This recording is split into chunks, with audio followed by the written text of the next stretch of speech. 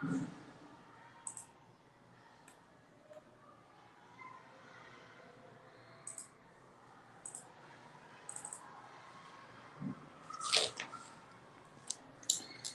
hi everybody. This is Mr. Jair Herrera from Boston International School in Barranquilla, Colombia. We are extremely grateful with each one of you being here today.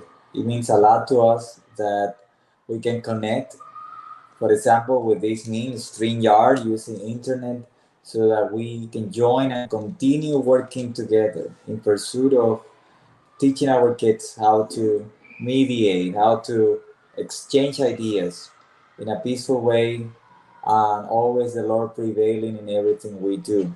It's an honor for me to serve you. One more time, Jair Herrera with Boston International School. And I know that I cannot see many of you on the screen right now, but you've been sending me pictures and telling me how you are connected.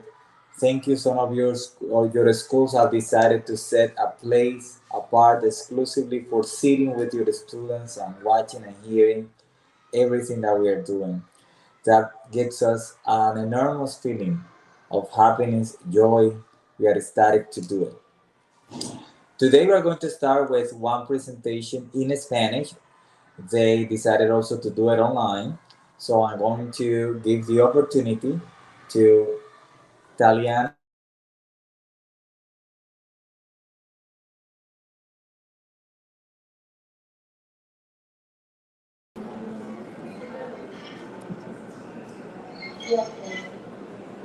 Okay, they're over there connected. So we welcome you, young ladies. We want to remind everybody that we will have the presentation proceeding non-stop. At the end, we will have an opportunity to open the microphone for a few minutes for some questions. By the way, esta presentación va a estar en español con por una disposición especial solicitada por las participantes para poder estar en nuestro foro en línea. Así que sin más preámbulo, le damos la bienvenida a Sofía Italiana. Por favor, inicie.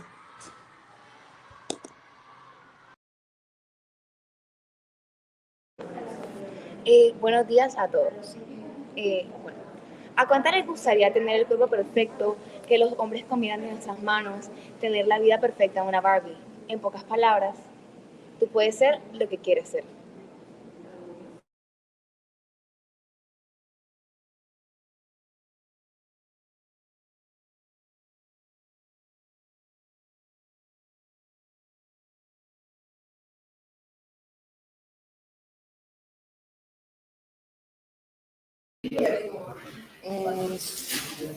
Tienen el micrófono apagado. Ok. Durante muchos años, Barbie ha sido un ideal para nosotras las mujeres. Ha influido en la forma en la que las niñas se ven a sí mismas y en cómo definimos la belleza como sociedad. Nosotras somos Sofía Delgado, Italiana Polo, y vamos a hablar del rol de la mujer desde una perspectiva bíblica, ya que cuando veo al espejo no veo una Barbie. En Barbieland todo es color de rosa. Allí mandan las mujeres perfectas, capaces de gobernar un país, ganar un Nobel o dirigir una granja sin despeinarse. Los hombres son un accesorio más, junto a la casa, el carro o los zapatos. Ellos son nada sin Barbie. En la serie de Barbie Life in the Dream House se muestra cómo la vida parece no tener dificultades para Barbie y que solo por ser bonita ya tienes la vida arreglada. En este caso, Raquel, que no es la mujer estereotípicamente perfecta según Barbie, siempre quiso ser como ella. Y aunque fue influenciada por la envidia y el rencor de nunca poder tener a Ken, se puede decir que lo que le llegó a encender estas emociones fue que la sociedad no la miraba como una mujer perfecta por no ser igual a Barbie. Y entonces ese ser lo que tú quieres ser, para ella se derrumbaba. La sociedad estaba cegada por estereotipos que eran difíciles de tener. Ella sentía que no encajaba y por eso hacía todo lo posible para ganarle en toda Barbie. Sin embargo, en la serie nunca se pudo ver un momento donde ella le haya ganado a Barbie, ya que se debía saltar la perfección de este personaje a toda costa.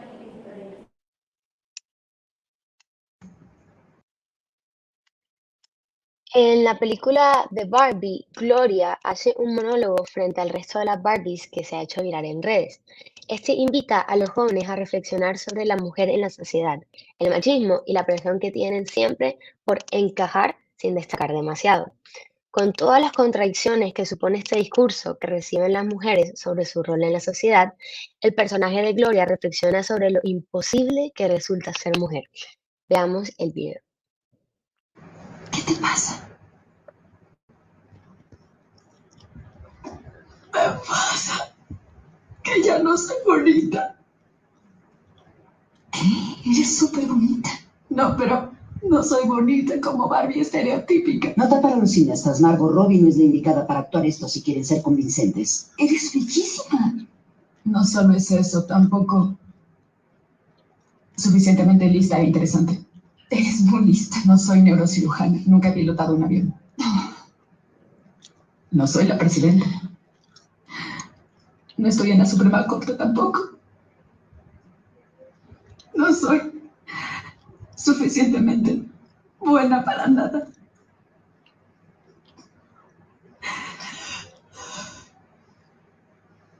Es literalmente imposible ser mujer. Eres muy hermosa, muy inteligente y me parte el alma que creas no ser suficientemente buena. Como si tuviéramos que ser siempre extraordinarias. Pero de algún modo siempre lo estamos haciendo mal. Tenemos que ser delgadas, pero no demasiado. Y no debes decir que quieres estar delgada, debes decir que quieres un peso sano, pero además sí tienes que estar delgada. Debes tener dinero, pero no puedes pedir dinero porque eso sería grosero. Debes ser jefa, pero no puedes ser dura. Debes liderar, pero no puedes aplastar las ideas ajenas. Se supone que debe encantarte ser madre, pero no hables de tus hijos todo el maldito tiempo. Tienes que ser una profesionista, pero también siempre cuidar a todos los demás. Eres responsable de la mala conducta de los hombres, lo que es de locos, pero si haces notar eso, se te acusa de ser una quejumbrosa. Se espera que te conserves bonita para los hombres, pero no tan bonita que los tientas demasiado o que amenaces a otras mujeres porque se supone que eres parte de la sororidad, pero siempre tienes que destacar y siempre ser muy agradecida. Pero nunca olvides que el sistema está arreglado, así que encuentra cómo reconocerlo, pero recuerda ser agradecida. No debes envejecer nunca, nunca ser grosera, nunca presumir, nunca ser egoísta, nunca tropezar, nunca fracasar, demostrar miedo, nunca ser impertinente. Es muy difícil, es demasiado contradictorio y nadie te da una medalla ni te dice gracias. Y resulta de hecho que no solo estás haciendo todo mal, sino que además todo lo que pasa es tu culpa.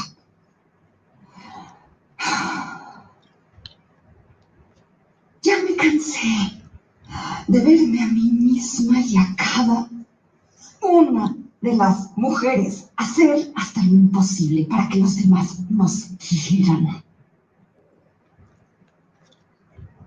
Y sí, todo eso también aplica para una muñeca, una representación de una mujer. Entonces, ya no entiendo nada. En pocas palabras, esta escena refleja todas las complejas expectativas que la sociedad moderna impone a las mujeres, muchas de estas siendo influenciadas por los estereotipos que Barbie nos impone. En la misma película tenemos evidencia de cómo Barbie es vista por las niñas y mujeres. En un principio, Sasha, que es uno de los personajes principales que vive en el mundo real, se muestra despreciando a Barbie, rechazándola delante de sus amigas, ya que llevas haciendo que las mujeres se sientan mal con ellas mismas desde que te inventaron, afirma el personaje. Ella expone cómo Barbie ha llegado a arruinar la infancia de muchas niñas y en vez de incentivarlas a jugar con estas muñecas, las terminan dejando en el olvido.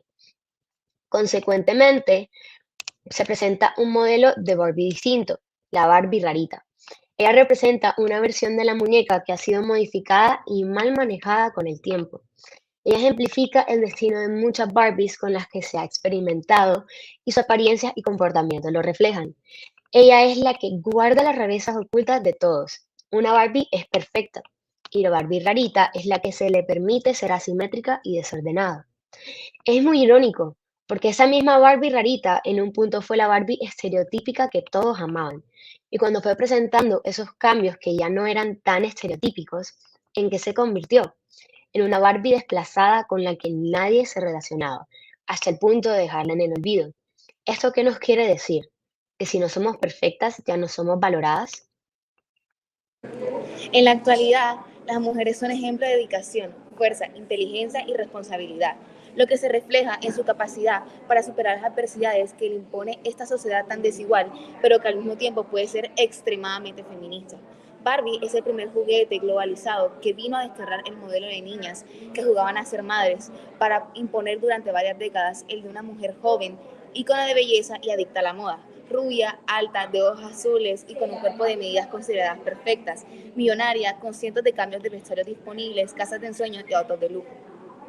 El producto creado en 1959 por Ruth Handler, una de las fundadoras de Mattel, trajo consigo un mensaje para aquellas generaciones de chicas que juegan y jugaron con ella. Barbie ha sido y sigue siendo una figura icónica controvertida en la percepción de la belleza y el estereotipo en diferentes generaciones de niñas, señala Laura Lewin, especialista en educación.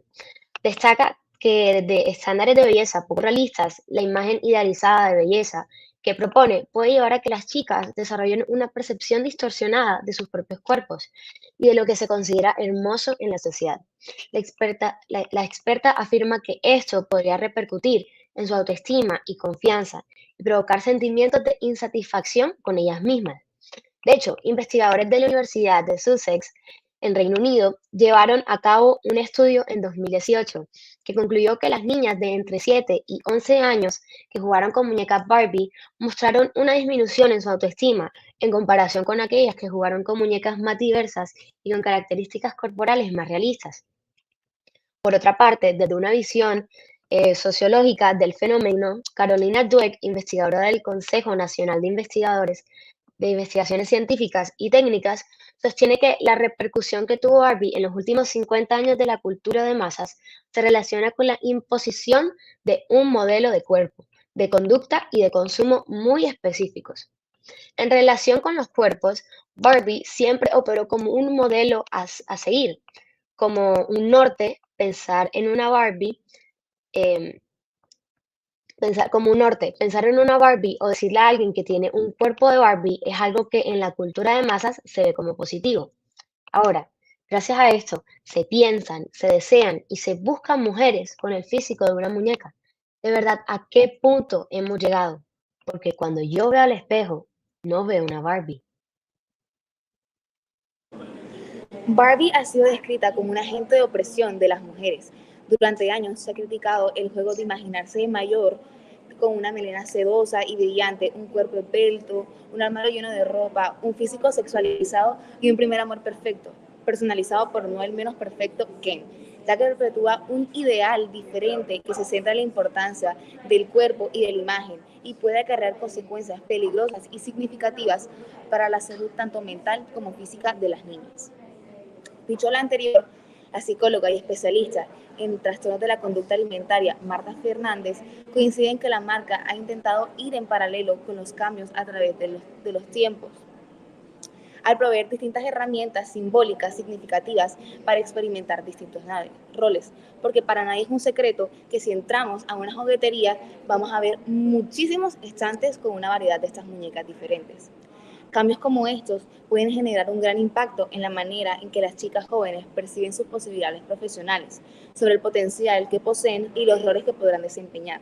Barbie ya no viste exclusivamente de color rosa y puede actuar roles distintos que solo estaban destinados para el género masculino, expone la psicóloga. Es cierto también que en los últimos años empresas como Mattel se empezaron a hacer cargo de los costos emocionales, psicológicos y sociológicos de los modelos que imponían. Pero incluso, aunque hagan una Barbie con sobrepeso, una Barbie distinta, la Barbie modelo y la Barbie número uno que todos conocemos es la Barbie estereotípica. En el live action de la película de Barbie, a Ken se le muestra como un accesorio más. Lo que nosotros conocemos como dama de compañía, a él se le podría decir como caballero de compañía. Lo expresamos así, ya que en la película no se le da el valor al hombre que de verdad debe tener. Y es que en Barbieland las que trabajaban eran las Barbies. Esto distorsiona totalmente los roles de género. Nosotras no estamos para dominar a los hombres, sino que debemos ser una ayuda idónea. Esto se dice en la Biblia, en Génesis 1:28, que dice así: y el Señor Dios dijo, no es bueno que el hombre esté solo, le haré una ayuda idónea. Si bien Barbie ha llegado a ser una influencia positiva para muchas mujeres, ella sigue siendo una muñeca que carece de inspiración para construir tu propia identidad. Nuestra identidad solo la podemos construir en Dios. Tenemos que saber que somos hijas de Dios, somos amadas, valiosas, aceptadas y tenemos un propósito. No tenemos que ser una Barbie para sentir todo eso. Y la belleza de una mujer de Dios es de adentro hacia afuera. Y esa belleza interior es la que se refleja exteriormente. Si tú estás segura de tu identidad, no tienes que reflejar una Barbie. Somos llamadas a ser hijas de Dios. Esa es nuestra identidad. Luego a ser ayuda idónea y después estamos llamadas a la maternidad. Esta se habla un poco en la película. Al comienzo de la película se pudo ver que Barbie embarazada era excluida de las demás Barbies solo por el simple hecho de su condición de embarazo, el cual no debía ser motivo de exclusión. En la película tocan el tema de una manera que va en desacuerdo con la palabra de Dios. La Biblia menciona que la maternidad como una gran bendición y no como una razón de exclusión. Mientras que la película te muestra que si quieres enfocarte en ser mamá, solo tienes que ser eso. Y si quieres ser una profesional o alguien en la vida, debes dejar de lado tu rol de maternidad, porque si no, acabarás como Barbie embarazada.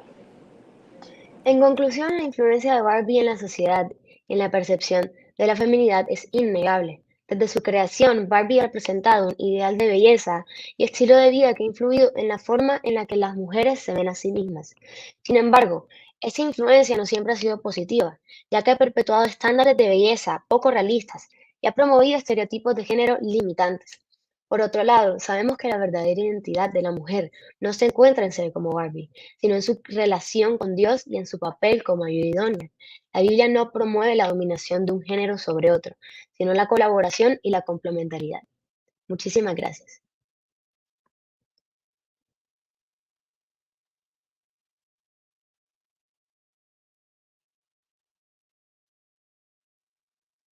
Muy especial a Mrs. Beatriz, que ha tomado de su tiempo en este día para poder apoyarnos en toda la labor logística dentro de este foro virtual. Muchas gracias, Mrs. Beatriz. El Señor te siga recompensando, y nuestras queridas estudiantes, muchísimas gracias. Ahora vamos a abrir un espacio que va a tomar de ahora 10:31 a 10:38 para preguntas. También entonces le invitamos, vamos a generar el espacio de conexión de parte de los diversos colegios que nos están acompañando. Muy agradecidos con el Colegio Monterrey Christian School desde Costa Rica, Liceo Piaget desde Cali, Monterrey Christian School con su segunda presentación también, y la Unidad Educativa Bilingüe Interamericana. Entonces tenemos un espacio de preguntas que inicia ahora. Resumen general, pudimos observar cómo dentro de la presentación se desarrolla la temática de cuando ve el espejo uno ve una Barbie, donde podemos identificar puntos focales como lo que significa ser una ayuda idónea, cómo la cultura de masas e imposición ideológica se ha visto reflejada a través de este juguete en particular, y cómo aspectos de la película de live action de Barbie han podido, por un lado como broma, por otro lado también fomentando o dándole seguimiento a ya aquellas ideas que la muñeca había permanecido o había presentado de manera tradicional. Aunque se ve algún esfuerzo de parte de la compañía relativamente corto para poder afrontar el posible daño emocional, se puede observar que no es suficiente para poder balancear esto. Ese es como un resumen general de la presentación. Los escuchamos.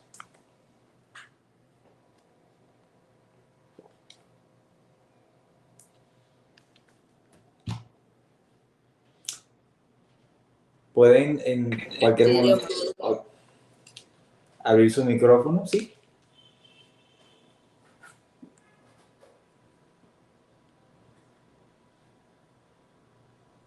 Pueden en cualquier momento abrir su micrófono y tienen hasta las 3:38 y lo pueden hacer directamente. tienen toda la posibilidad de hacerlo.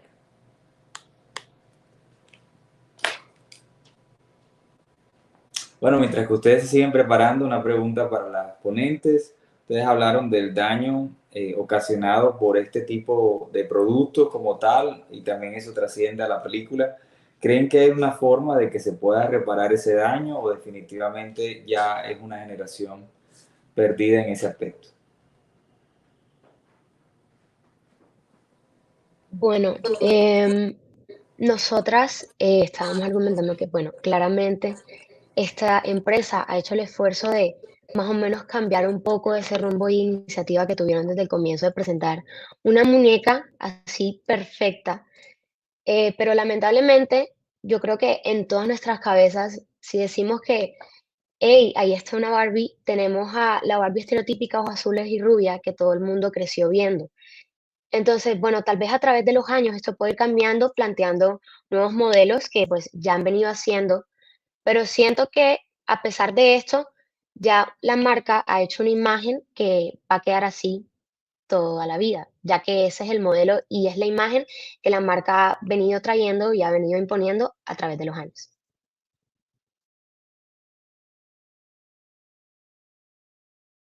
Muchas gracias. Y bueno, los demás colegios, todavía tenemos unos minutos para escuchar sus preguntas. Tienen la oportunidad de abrir el micrófono y bueno, hacerlas directamente.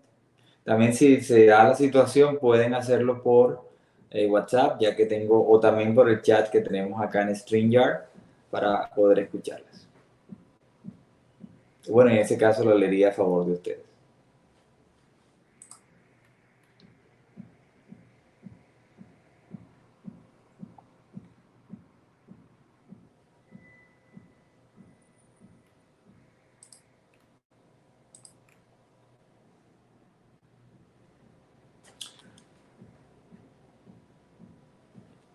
Bueno, entonces en este punto damos por terminado la presentación. Además, dándole muchísimas gracias por haber traído este tema sencillamente muy importante y espectacular para este espacio. Ahora vamos a prepararnos a escuchar a Monterrey Christian School con su presentación, well now, fully in English, Why is Unemployment a Never-Ending Hurdle?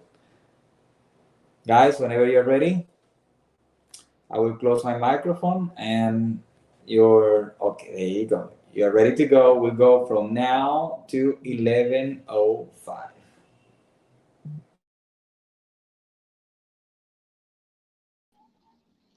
Good morning.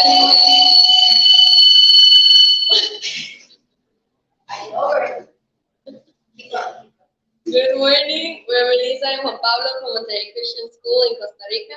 We're going to be talking about why unemployment is a never-ending problem. There's various points that support our idea, so we're going to unfold each one in its respective characteristics.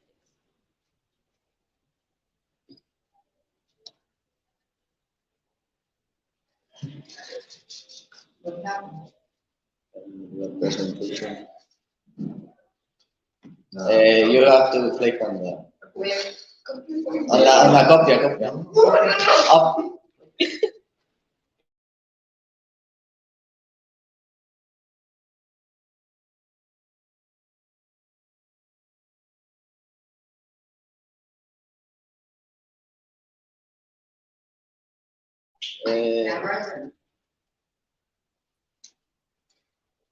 Okay, next slide.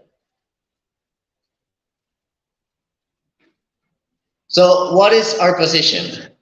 We firmly support the idea that states that unemployment is a never-ending problem. This is due to various factors and variables that led us to this conclusion. And unemployment has become a major problem in the modern society due to reasons that we shall explain to you later on. There's something known as the Marxist theory of unemployment. Marx showed that under the inducement of competition for the market, capitalist industry is always seeking to reduce costs by utilizing labor-displacing machinery or other means of securing the same output with less labor, thus creating unemployment, and that capitalism needs an industrial reserve. We can deduce that as technology evolves, so will machinery, causing this theory to be true.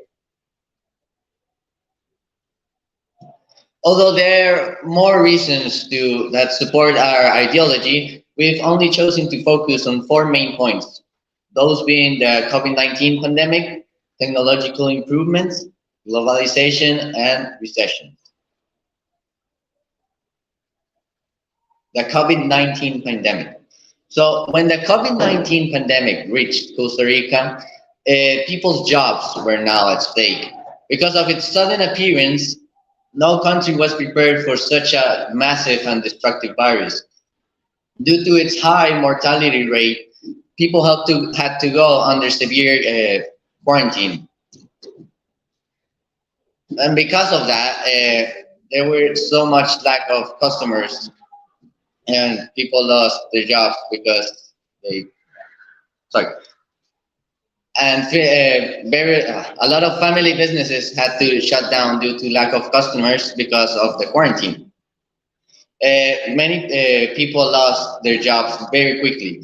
This is due to companies having to make huge cuts to keep themselves from going bankrupt. To keep themselves from going bankrupt.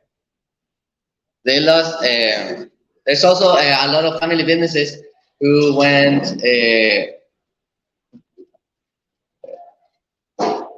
I'm sorry, I'm very nervous. And a lot of family businesses had to shut down entirely due to the lack of customers. And then also a lot of families were left with fewer income. I have two main points for this. The first one being because of the virus, many people sadly died. And because of that, they lost some main source of income.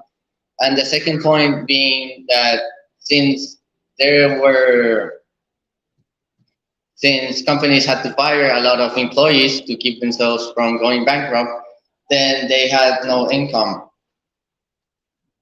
And according to the World Bank, unemployment rates almost doubled and poverty rates increased to 19.9%.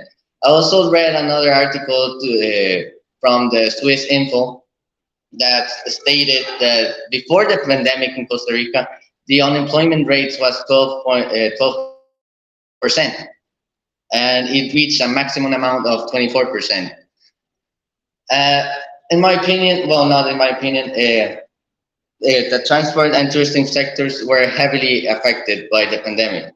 Them being because in tourism, since the government and every nation around the world, well, almost every nation around the world, shut down its borders, it's pretty obvious that tourists couldn't enter the country and help the tourism sector. And this also affected the transport sector due to, like, for example, due to working from home and studying from home. Like, for example, you needed to go to your work. You normally went to your work, let's say, but by public transport, that being like a bus. Well, now since the quarantine started and you're working from home, then the bus is no longer needed. So because you're no longer working from your workspace, your present workspace. And also the private sector, private public sector, like from schools that have minibuses and they go to pick up their students, their services are no longer needed. And of course, these people didn't know for how long it was going to be. Now we know it lasted around 2 years, but they didn't know that. And here I have a chart from the INEC, that's the Instituto Nacional de Estadística y Consenso, in English being the National Institute of Statistics and Consensus. Yeah, and it's a very pretty little chart. You can clearly see how before the pandemic, the highest percentage was 12.5%. And then in July of 2020, it went up by the maximum amount of 24%.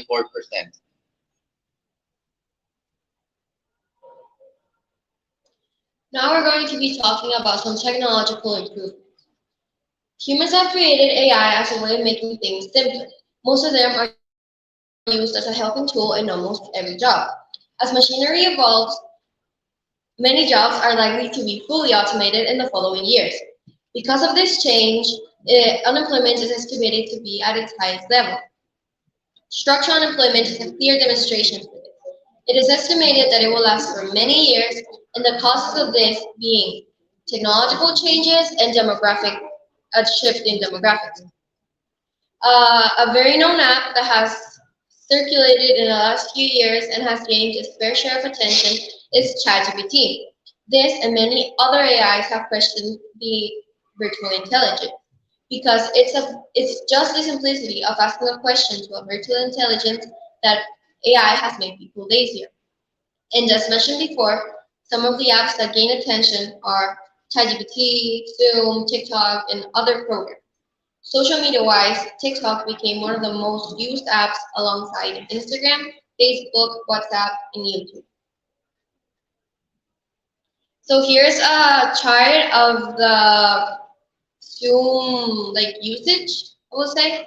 So as you can see, it wasn't really that much. People didn't really use it that much.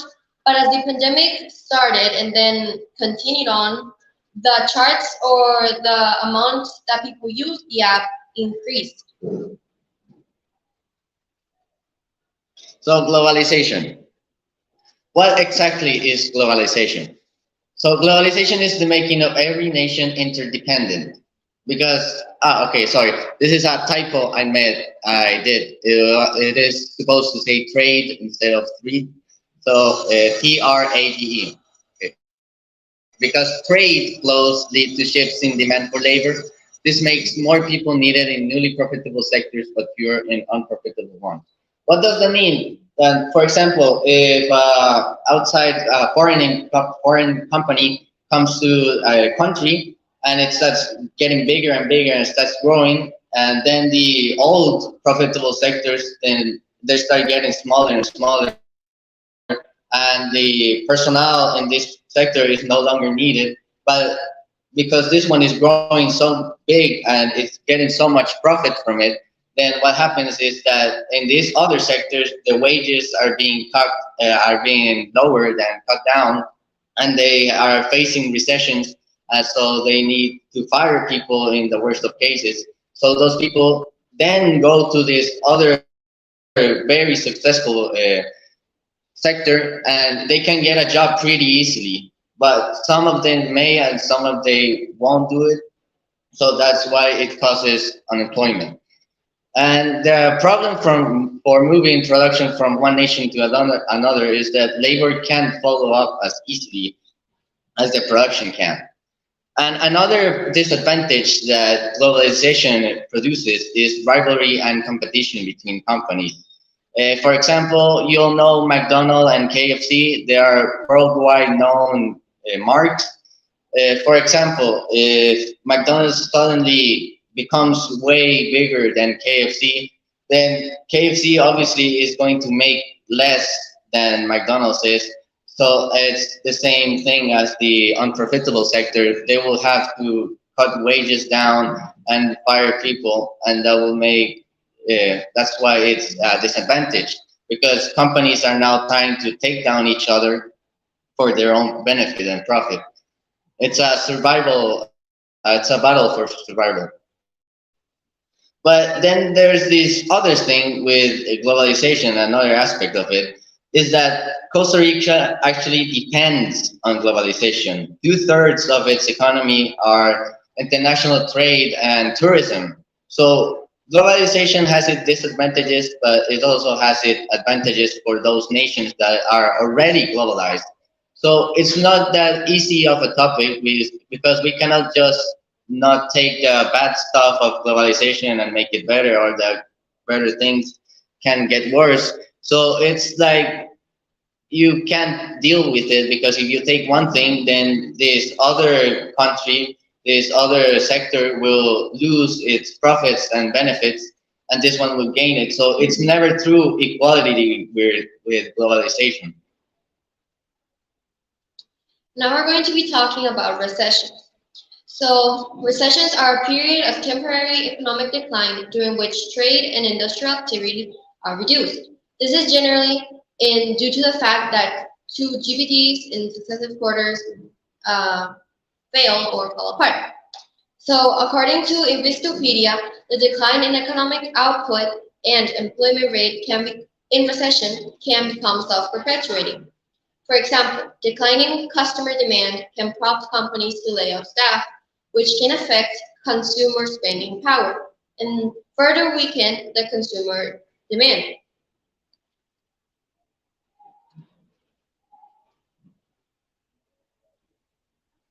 Okay, so the conclusion. The reasons why we think unemployment is a never-ending problem or it's never going to end is because of the reasons that we just stated before. There are many factors that support this ideology, and those are the ones that we just listed. Unemployment will be permanent because people are getting lazier. Technological tools are being more implemented, so people feel like they don't have to do that much work.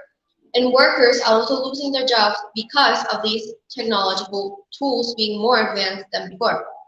Technology will keep on evolving till humans are no longer needed. As I just explained about globalization, is that my hypothesis why unemployment will keep going, at least for globalization wise, is because both successful and developing countries will have unemployment due to the high production and skill demand, and globalization causes recessions. So in most likely first world countries, they will be very successful and have a high production value, but that means their skill demand also needs to increase, that making low skilled workers basically useless, and it will make them very hard for them, and it will be very hard for them to find a job.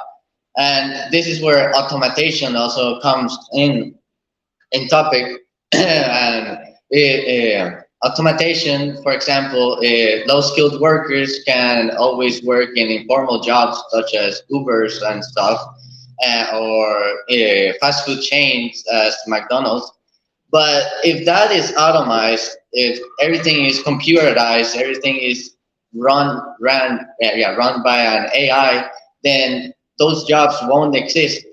Of course, there's the possibility in the future that new jobs where these people can work are created, but we have we are not certain of that.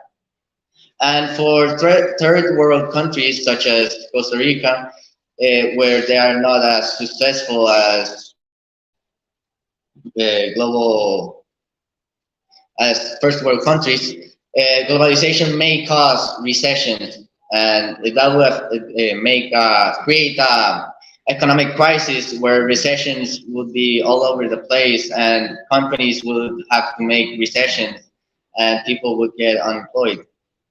Another reason why I think unemployment will stay is climate change. Believe it or not, the climate can affect a person's job. For example, this is called seasonal unemployment. It consists of the weather and climate. For example, a lifeguard's job, they are usually hired during the summer where the waves and the beach are at its highest peak for entertainment. So lifeguards are hired during this season, but during the fall, they are laid off. And during that time, they are unemployed if they are searching for a job. Unemployment consists of a person who is interested in the business world and is actively trying to get a job. Like, for example, if I finish my studies, my university studies, and I want to get a job, but I'm finding one, but I can't find one. I'm searching for one. That is unemployment. But if I just finish my studies and I'm not interested in working, then that's not unemployment because I don't need it and I'm not interested in it. That is the most normal unemployment is called frictional unemployment, and it consists of that, of somebody who is new to the world of businesses and wants to get a job. That is the most common unemployment, and that is part of the natural cycle of the businesses world, basically. So that will always remain.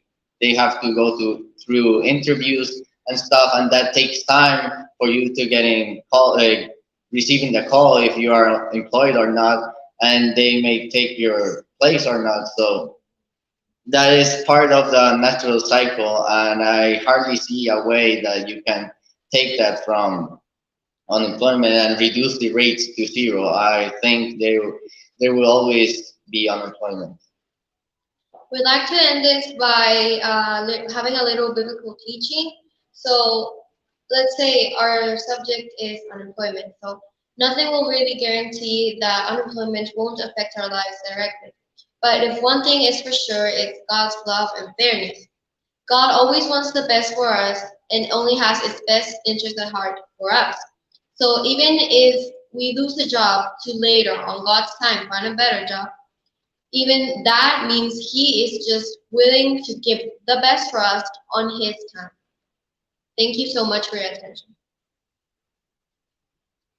Thank you so much. Sensational job. Congratulations, dear friends, Melissa and Juan Pablo. I consider you did a wonderful job, and I know that it's not a piece of cake just to speak here internationally, online, and presenting your ideas. So one more time, thank you, and I just want to say that you did wonderfully. Now I'm opening the microphone for everyone out there, for our friends in Cali, our friends also here at Boston International School in Barranquilla. It's an open mic moment, so you could ask any question that comes to your mind. Our friends talk about why is unemployment a never-ending puddle, and we see or we saw how the unemployment rate reached unprecedented peak during pandemic. Then we also analyzed that COVID-19 could have presented itself as a setback in economic development. Also, artificial intelligence it's entering in the field of jobs, possibly becoming one of the biggest threats for human employment, and eventually leading to lots of job loss. Also, we notice how globalization brings all of the sectors connected, therefore everybody being affected at some point or also receiving the benefits of this international connection and support. Now, we are ready to listen from any of you.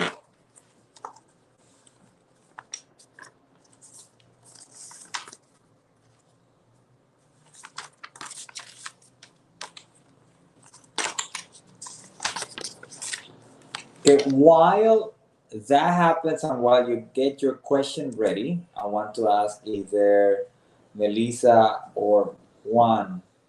Now, would you consider that after everything that happened, taking particularly the point of COVID-19, is humanity in general ready in case anything like this happens again, or we will just follow the same mistakes in the recent past?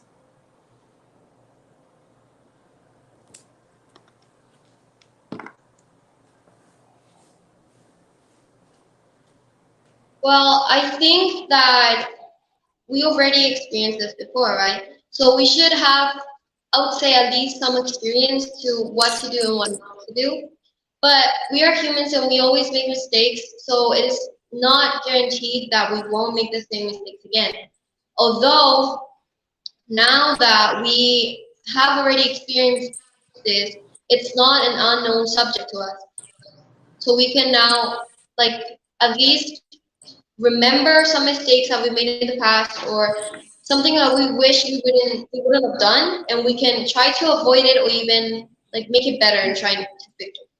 Yeah, I agree with her. Like that's how the human brain works. That's how little toddlers learn that something is dangerous. Like for example, if a toddler, you tell a toddler, "Don't touch that," he doesn't know why. He hasn't experienced it yet.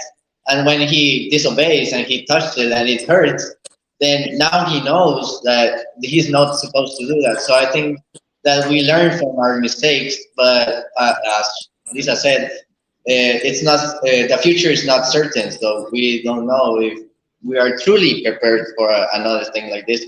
I do think we maybe have the advantage now that we know, but it could always happen again. Thank you so much. Now, for any of the schools, we still have a minute to hear your question before we move on to the next topic. So our friends from Liceo Piaget, please be ready to present in a minute. Any other question? Well, dear friends, one more time, thank you so much for participating. I invite you to please stay connected so we can hear the rest of the presentations and hopefully see you again later. Now we invite our friends from Liceo Piaget in Cali to, yes, sir. Excuse us, I think we just saw another. We just saw another question. Sorry. Okay, wait a minute. Oh, wait. Right. There is, sorry, I apologize. Please forgive me. I didn't take a look at the chat. There is a question from Erica. It says, what skills are essential to overcome the unemployment gap for Generation Z or the generation to which these young students belong? Thank you so much, Erica. Okay, so due to automation, I think some jobs that require lower skill will be fully electronical and controlled by AI. But new jobs may emerge, which will be available for people with a lower skill. But I think as long as you prepare yourself, as long as you put effort into studying, into your career, to pursue your dreams, I think you should be well prepared to find a job. But of course, it's a hard topic because we don't know what future departs us. It may be easy, it may be not. So I think that one skill that's necessary is discipline. I believe that as long as we can have discipline, any job, it will really be important because right now, as we mentioned before, since a lot of jobs are almost being like extinct, let's say, because of the technologies, people feel like they don't have the need to do a lot of work since there's AI or apps that will do the work for you. So as long as you have discipline, I think that's a skill that will be required for jobs, for Gen Z, and for any other generation to come or that has already existed. Thank you so much. And one more time, we truly appreciate your time, the willingness to join us from Costa Rica and be here with us in this international forum that we are hosting from Barranquilla, Colombia, from Boston International School in collaboration with Boston Flex. Thank you so much for your time, and we invite you to please be connected. Hence, we can hear the other presentations. And right now, it's a pleasure for me to invite our friends from Liceo Piaget. I apologize, I didn't get the names here written, therefore I can mention you by name. So I would like you to please introduce yourself when you begin or at some point during your presentation. The topic is the ethical dilemmas of animal experimentation. Is it necessary or should we look for alternatives? And they are from Liceo Piaget in Cali, Colombia. We go from now to 11:30.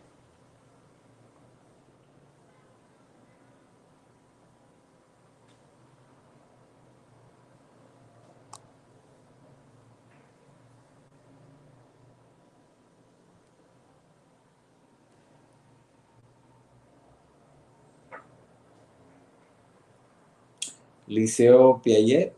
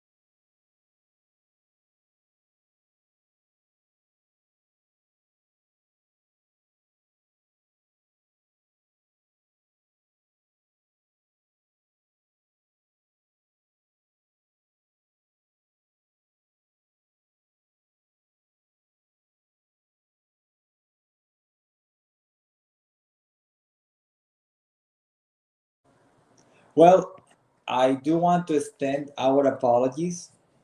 It seems to be either a confusion or a technical issue, but we will have to move ahead with the next presentation that comes also from Monterrey Christian School. This is Religion in Politics, Sinners, Saints, and Subjects. It will feature the presentation of Terry and Jose Andres. Yes, I just been confirmed that there is an issue with the other school and they are working as fast as possible to fix it. Once again, we extend our apologies, and but we would like to move on to proceed with the next presentation from our friends in Costa Rica, Monterrey Christian School.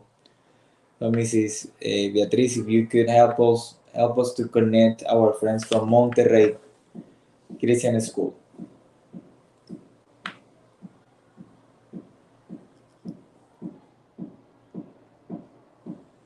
Y Beatriz, en este punto cambiamos el orden de manera temporal mientras seguimos resolviendo la situación presentada. Vamos a estar con Religions in Politics del Colegio de Monterrey Christian School. Vamos a preparar esa conexión.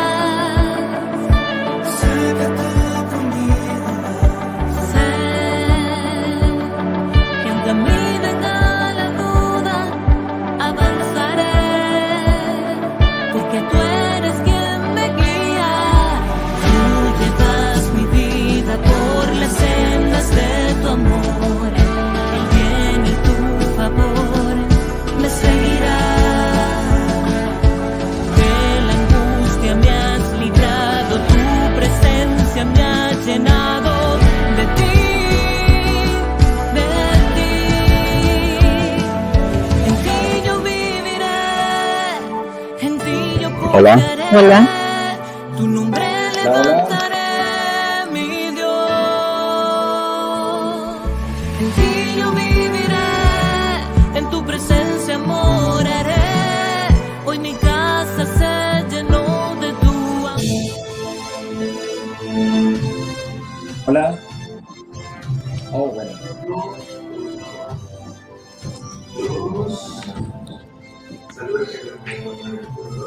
Okay. Good morning, and welcome to our presentation on animal experimentation in the cosmetics industry. Let's begin.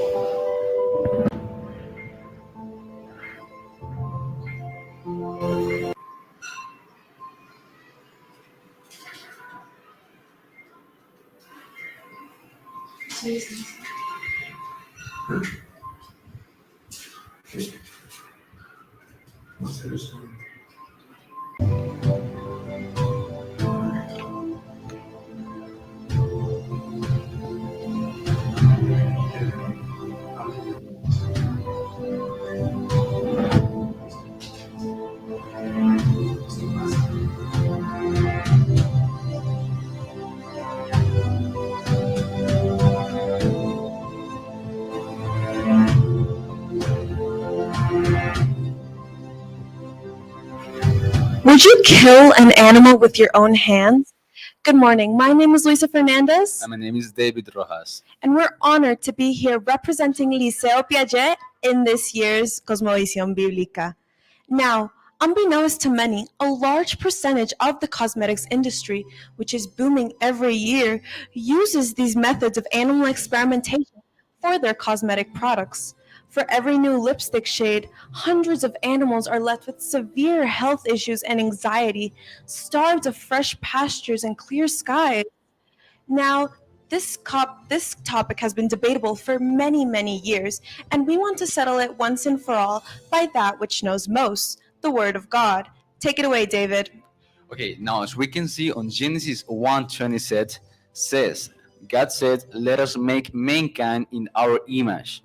This verse is often interpreted as a call to humanity to be stewards of the creation of God, to take care of animals and the environment rather than exploiting them for unnecessary purposes.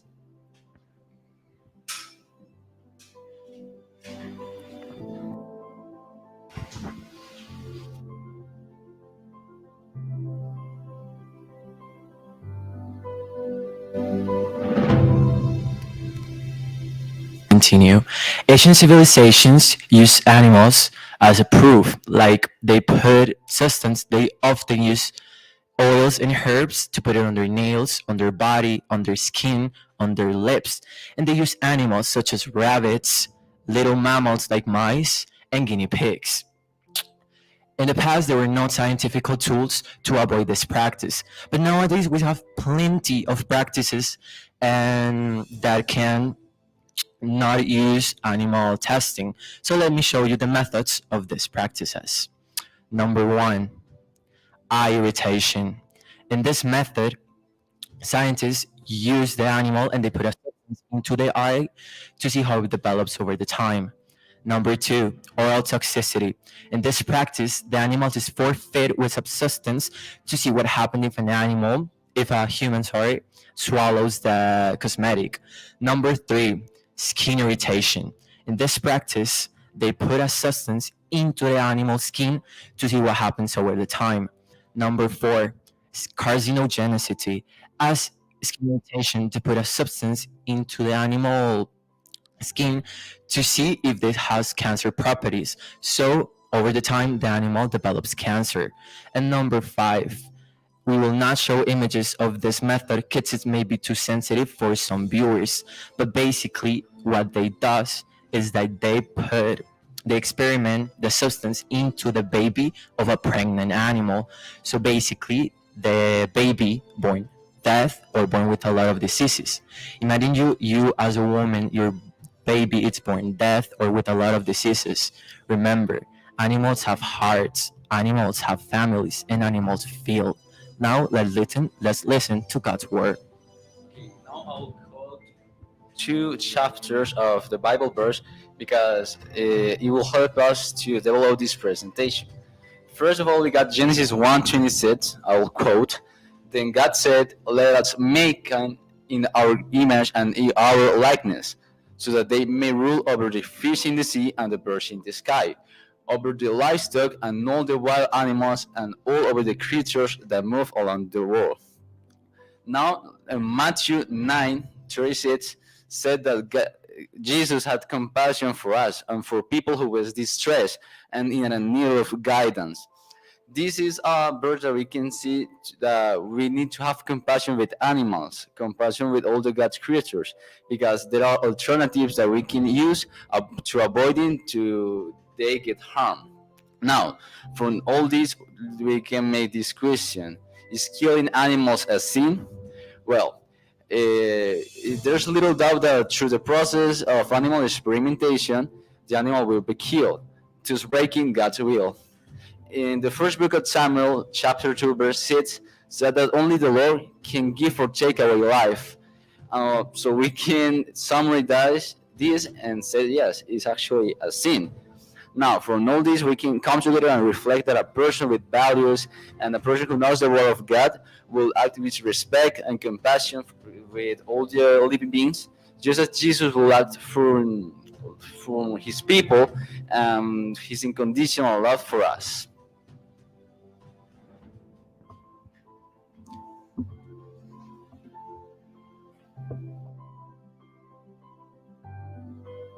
Now, let's talk about Colombia. Colombia is the first country in Latin America to ban every type of animal experimentation through Law 2047 of August 10, 2020. Non-practice of animal experimentation can be done in Colombia. 0%. Hi, my name is Maria Jose Portugues, and I'll be presenting you the alternatives.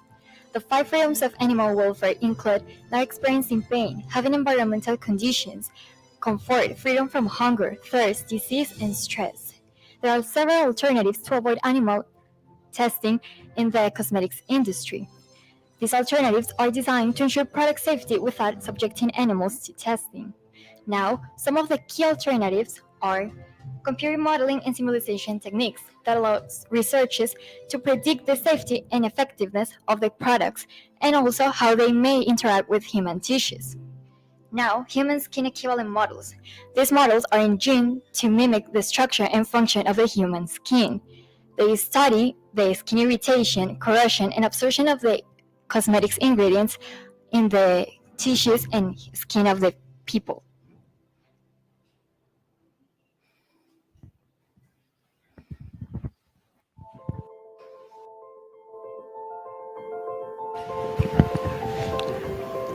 Now, as we discussed, animal experimentation has been used for centuries now, and it is getting worse with every progressive year. There are so many ethical implications with doing this practice, and we want to put an end to it. In Colombia, we've taken the first step, and we have also talked about more alternatives that there are. Now, I want you to ponder the question as we conclude this presentation. Is human vanity really necessary for the sacrifice of such poor, innocent animals? That concludes our presentation, and the forum will be opening shortly. Thank you so much.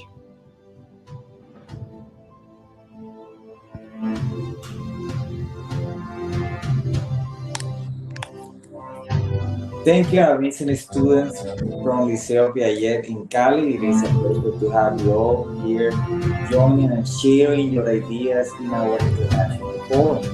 We just heard the topic, the ethical dilemmas of animal experimentation. Is it necessary or should we look for alternatives? Now, we heard about how the animals suffer during this process, that although it has presented benefits for humanity, the question was raised, do animals need to go through it?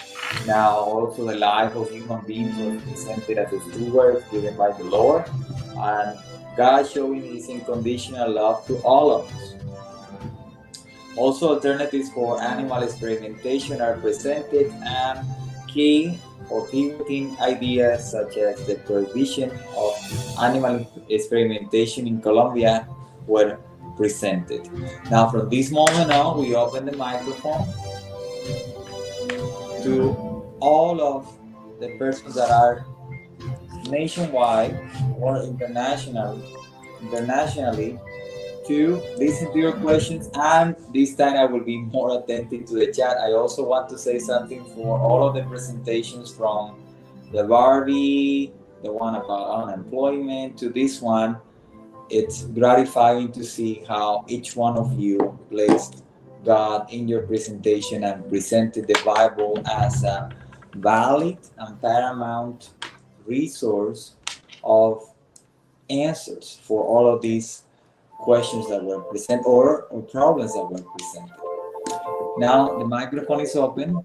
Please, it's available for anyone to speak. I will be also reading the chat.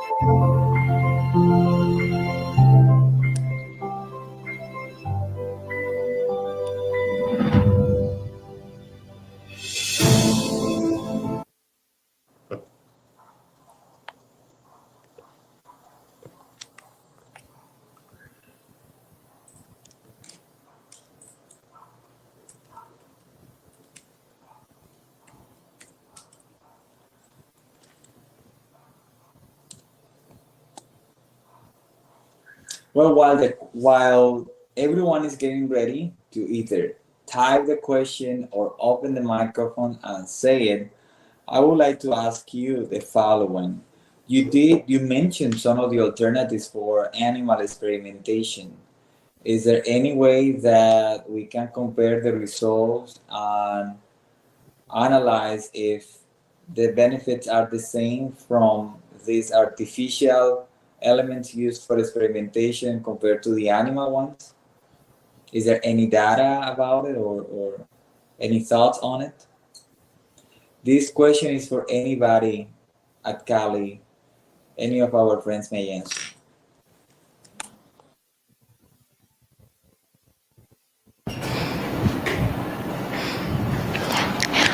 Well, that's a great question. Right now, the testing on animals doesn't is 100% like effective. It's not necessarily 100% effective. In fact, according to a research, animal experimentation can only ensure 70% of our safety. These percentages can also apply to the new methods. Now, but this also proposes another question. If the experimentation of animals is really necessary in the cosmetics industry for the pursuit of human vanity. Thank you. But one more time, we continue with our open mic for anyone who would like to.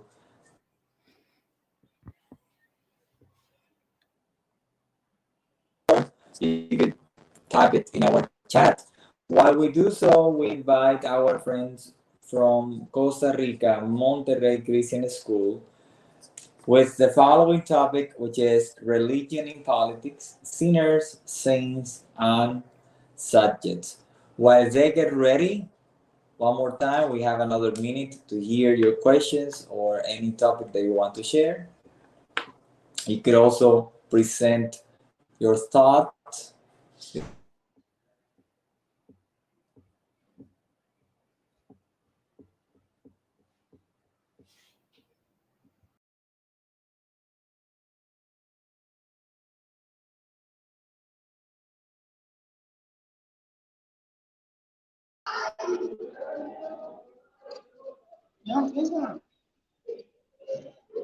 Okay. Sinners, saints, and subjects. Should the church influence in politics? Good morning, fellow participants and Mr. Yair. We are Terry Beckford and Jose Andres Payas, and we represent Monterrey Christian School, all the way from Costa Rica. We are firmly against this idea. Although religion is crucial in the formation of individuals, if it is given too much power, it can eventually disrupt the collective harmony of an entire nation. We have divided these concepts into various points that support our claim. Point 1. Division between church and state. The division between the church and the state is critical in order to provide the necessary rights for people who do not have the same religious views as the church or individuals who simply do not have a religious view altogether.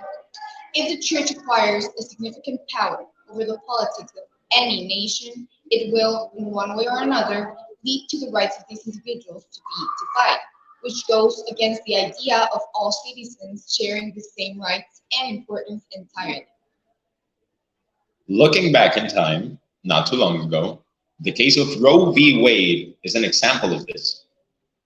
In 2022, the act that stated the privacy of women by legalizing abortion was overturned. Whether or not you agree with the final decree of the Supreme Court, it is undoubtable that the traditionalist Christians hold great power in the nation. This is evidenced by the fact that the voting was 5-4, which meant that the majority of the members of the Supreme Court wanted this to be overturned.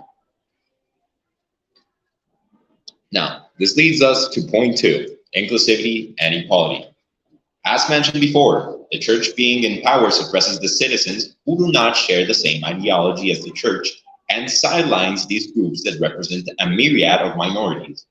This provokes many valuable and valid points of view to be silenced and kept unheard for the sole reason that most of these people do not share the same ideals as the religious people in power.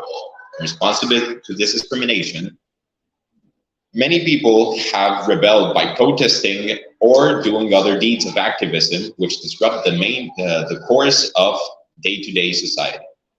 Following the case of Roe v. Wade in the U.S., after the Supreme Court's decision to reverse abortion rights was made public, many Americans, mostly women, swarmed the streets of Washington, D.C. and other states, invading town plazas, parks, and city centers all across the country. Some of these protesters were part of coordinated groups that gathered early outside of the Supreme Court to voice their anger and discontent towards the failed choice the people in power of their nation had made. As a result, the streets were almost impossible to traverse through, and many civilians were left arriving late to their workplaces, homes, institutions, or any other extracurricular activity they might partake in. Point 3. Preservation of civil liberties. The power of a nation being overruled by the church can generate an environment devoid of utter transparency, which could lead to decisions based on religious perspectives rather than the collective interest and, most importantly, the well-being of all civilians. These types of decisions generalize the population and enclose them to a certain ideology, forcing them to live under the rules of certain dogmas. For example, before 2020, Costa Rica's politicians disallowed the legalization of same-sex marriage due to their Christian beliefs. It was not until Carlos Alvarado's presidential term that this was made legal, making Costa Rica the first Central American country to legalize LGBTQ plus marriage. Now, point 4, potential for extremism. One of the gravest concerns regarding the church over politics is the potential for extremism. Decisions that may affect the entire country should be made over rational thinking. When allowing the church to expand its influence inside the political realm of a country, decisions are made based on dogmas instead of facts and data. Additionally, some religious views could interfere with societal progress, depriving people from very important knowledge, such as certain scientific advances that might go against or even defy those religious beliefs.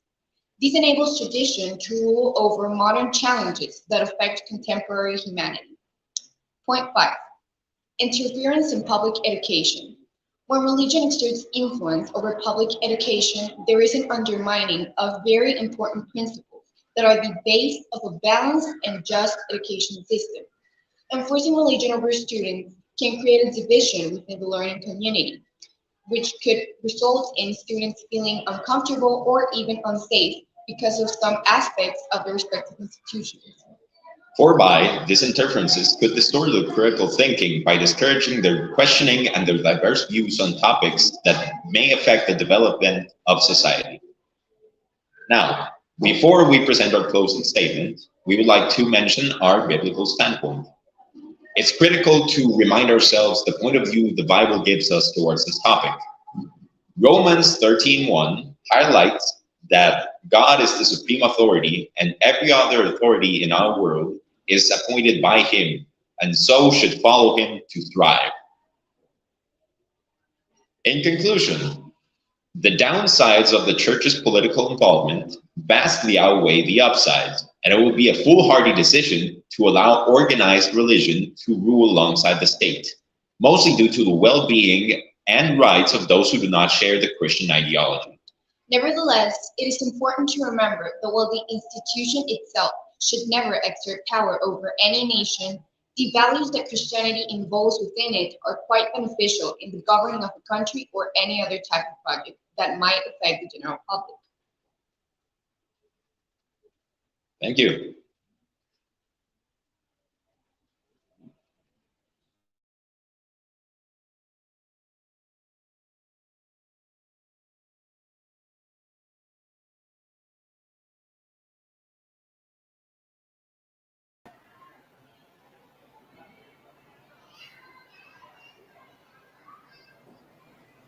I'm back. So I was facing a technical problem myself.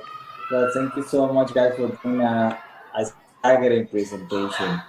And we just witnessed the topic of the dissertation on the matter religion in politics, senior saints, and subjects, where we could see how over the years the political intervention into the different affairs of society have been always there, have been present, and they can be seen throughout the different scenes in history and how they have years after year evolved and transcended into different aspects. Also, I would also like to present and express also my gratitude for presenting this global view of these topics in particular. Now we want to open the microphone for anyone in Costa Rica, in Colombia, Cali, Barranquilla to present their questions or sending over the chat.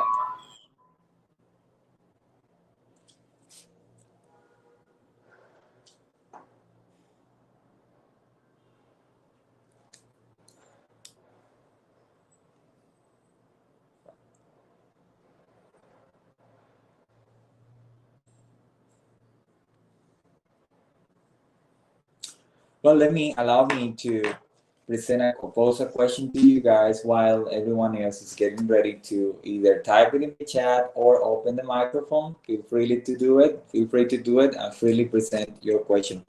Now, well, clearly you are a young man, a young woman, and what do you see in the upcoming years when it comes to the division or closeness of society with religion? Do you think we will continue growing apart, or talking about Christianity in particular, should we get more and more involved in political roles in our society?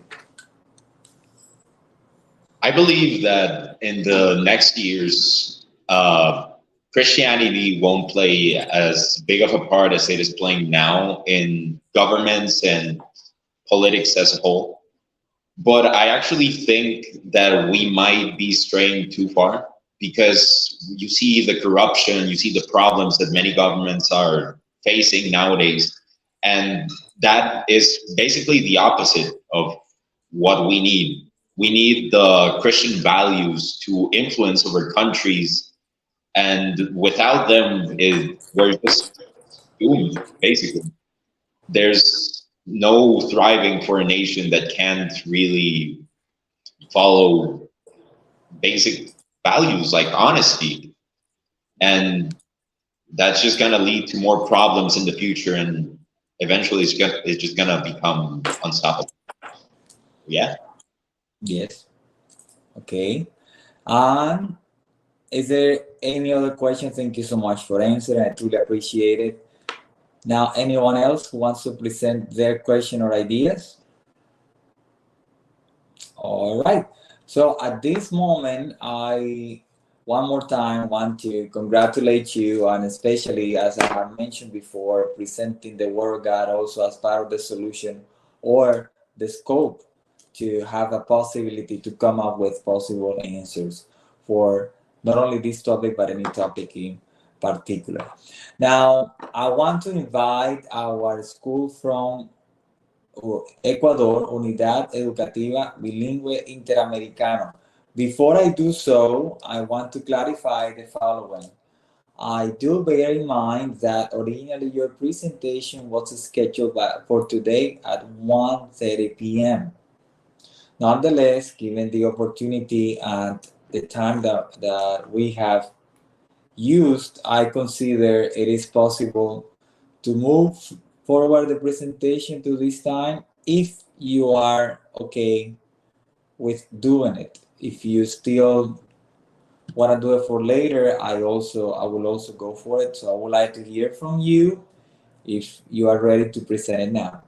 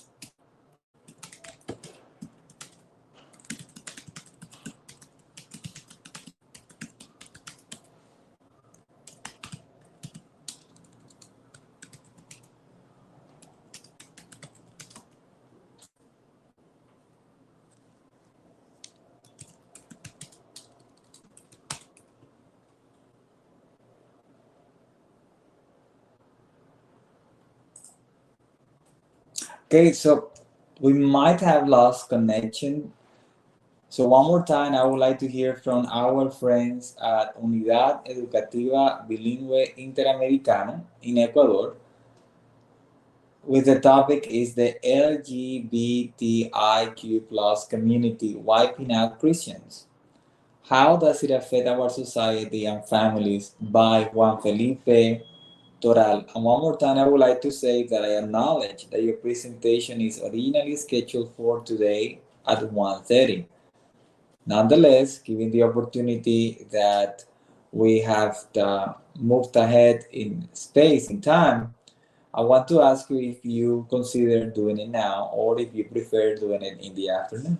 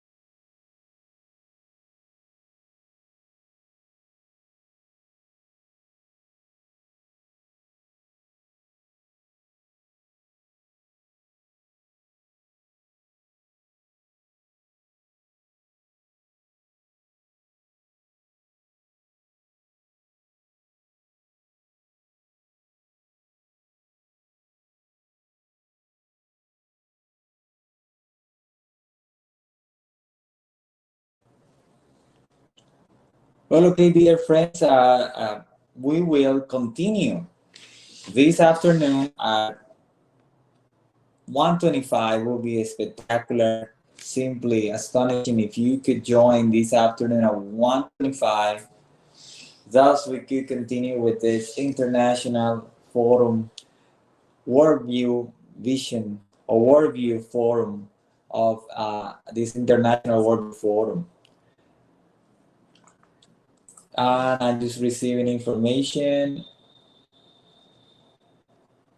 that we will have the presentation later on in the afternoon. So please, I invite you all to connect again at 1:25 later on. Thank you so much.